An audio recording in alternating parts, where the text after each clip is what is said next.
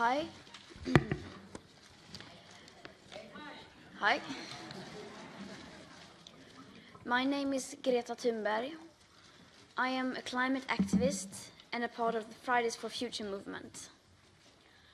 And for over 1.5 years, we have been sacrificing our education to protest against your inaction.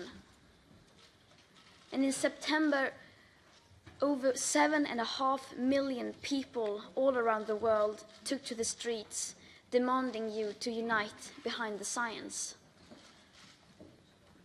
in order to give us a safe future. Then, in November 2019, the European Parliament declared a climate and environment emergency. You said that the EU would lead against the existential threat of the climate crisis. And this was wonderful news. When your children set off the fire alarm, you went outside, took a look and smelled the air. And you stated that, yes, the house is actually burning. This was no false alarm. But then you went back inside, finished your dinner and watched your movie and went to bed without even calling the fire department. I'm sorry, but this makes no sense at all. When your house is on fire, you don't wait a few more years to start putting it out. And yet, this is what the Commission are proposing today.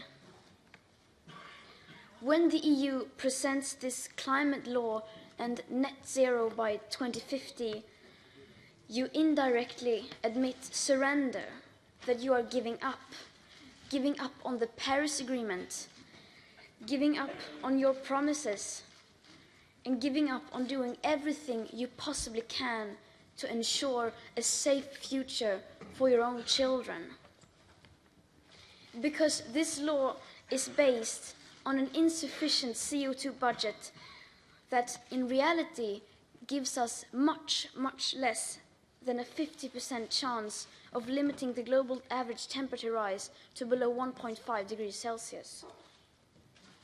And any climate law or policy that is not based on the current best available science and does not include the global aspect of equity nor the annual emissions reductions needed starting now will be completely insufficient, of course.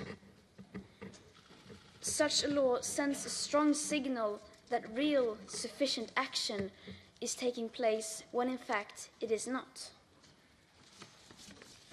The hard truth is that neither the awareness nor the politics needed are anywhere in sight.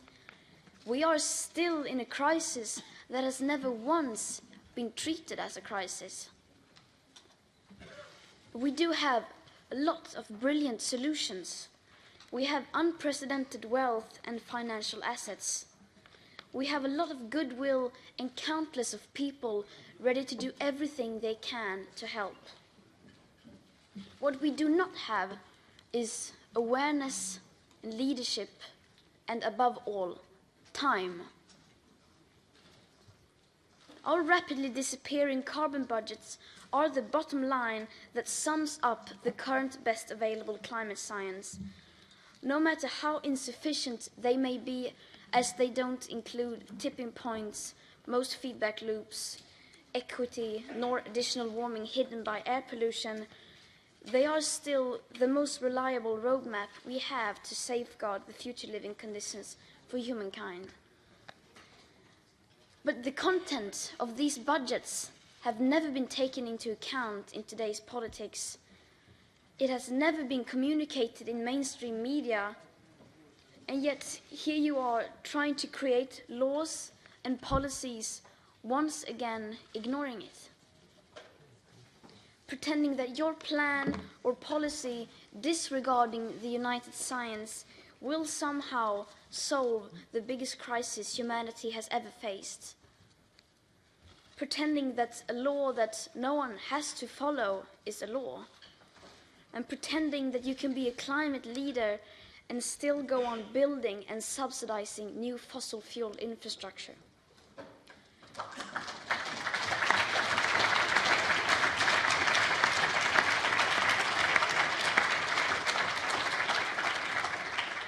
pretending that leaving out the global aspect of climate justice and equity won't risk breaking up the entire Paris Agreement. Pretending that empty words will make this emergency go away. This must come to an end. No policy, plan, or deal will be nearly enough as long as you just continue to ignore the CO2 budget which applies for today. We don't just need goals for 2030 or 2050, we above all need them for 2020 and for every following year to come. We need to start cutting our emissions drastically at the source now. Your distant targets will mean nothing if high emissions continue like today's business as usual, even for just a few more years, because that will use up our remaining carbon budget before you will even have the chance to deliver on your 2030 or 2050 goals. And since these negative emissions technologies that this law fully relies on don't exist today at scale and perhaps never will, we simply need to change our behavior, change our society.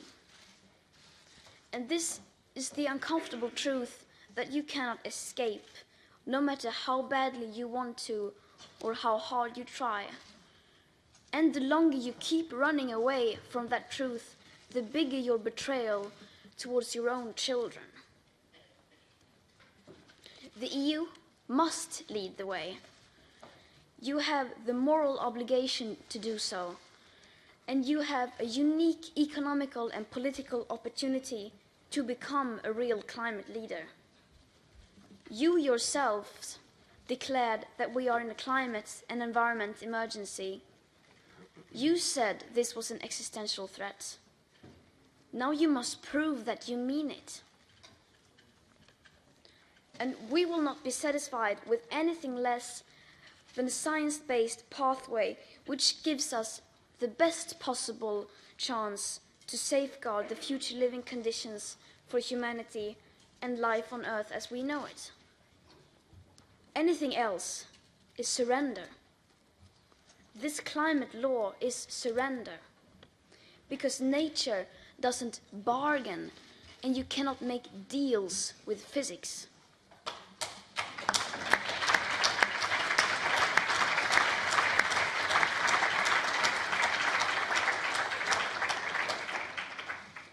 And we will not allow you to surrender on our future. Thank you.